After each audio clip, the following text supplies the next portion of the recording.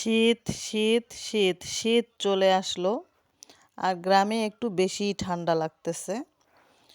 তো আমি এই কচুটা আপনারা দেখুন তো চেনেন কিনা। আমরা তো এই কচুটাকে দুধ কচু বলি, আনাজি বলি। আপনারা কে কি নামে ডাকেন আমাকে অবশ্যই কমেন্টে জানাবেন। আসসালামু আলাইকুম প্রিয় ভাই ও বোনেরা, আপনারা কেমন আছেন? আশা করি সবাই ভালো আছেন, আমিও আলহামদুলিল্লাহ ভালো আছি। তো শীত নিয়ে কথা বলতেছিলাম, যে কথাটা আসলে শীতের দিনে মানে একটুও কাজ করতে ইচ্ছা করে না আসলে।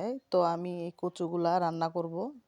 তো রাতের বেলায় আমি কেটে কুটে সুন্দর করে রেখে দিয়েছিলাম। তো সকালবেলায় 8টা বাজে আমি কেটে কুটে সুন্দর করে চলে গেলাম চুলার পাড়ে রান্না করার জন্য। তো এই কচুটা আজকে আমি রান্না করব বড় চিংড়ি মাছ দিয়ে।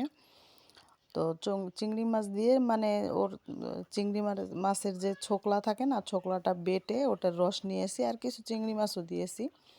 তো এই কচুটা রান্না করতেছি।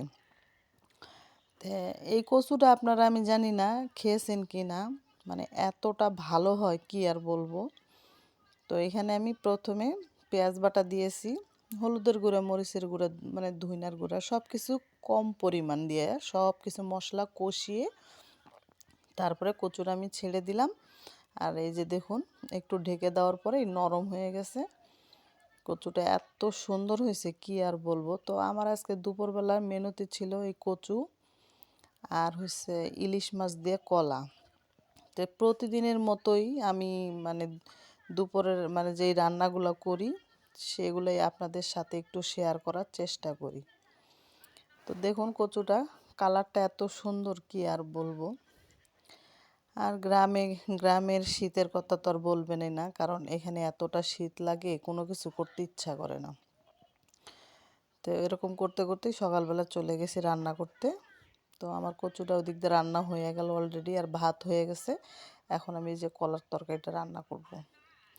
কলার তরকারিটা এখানে আমি হালকা মশলা দিয়ে রান্না করতেছি। যেমন প্রথমে পেঁয়াজ বাটা দিয়ে দিলাম, তারপরে একে একে হলুদের গুঁড়া, মরিচের গুঁড়া, সামান্য একটু ধইনার গুঁড়া, জিরার গুঁড়া, স্বাদ মতো লবণ দিয়ে আমি মশলাটা কষিয়ে কলাটা ছেড়ে দিলাম। আর এই কলা কষানো হয়ে গেলে আমি মাছ আজকে ভাইজা দিইনি, মাছটাও কষায় আনিছি। এই যে কষায় মাছটা রেখে দিয়েছিলাম। এখন আমি ঢেলে এটাকে আর একটু ঢেকে দিব। ঢাকা মানে ঢেকে দিলে রান্নাটা আমার কমপ্লিট হয়ে যাবে। 5 মিনিটের ভিতরে রান্নাটা কমপ্লিট। তারপরে রান্না করে সকালে আসলে নাস্তা খেয়েছিলাম বলতে চা বিস্কিট টিস্কিট খেয়েছিলাম।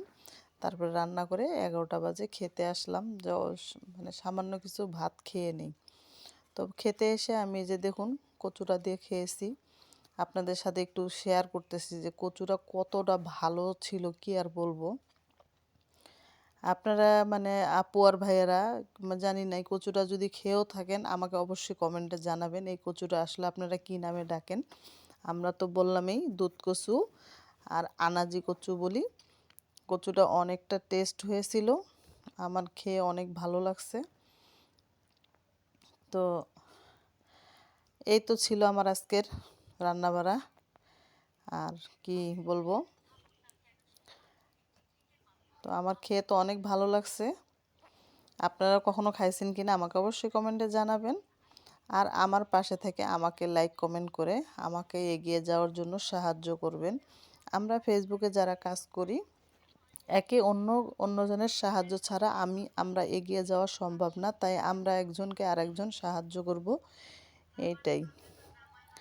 তো আজকে আমার ভিডিওটা এখানে। আল্লাহ হাফেজ।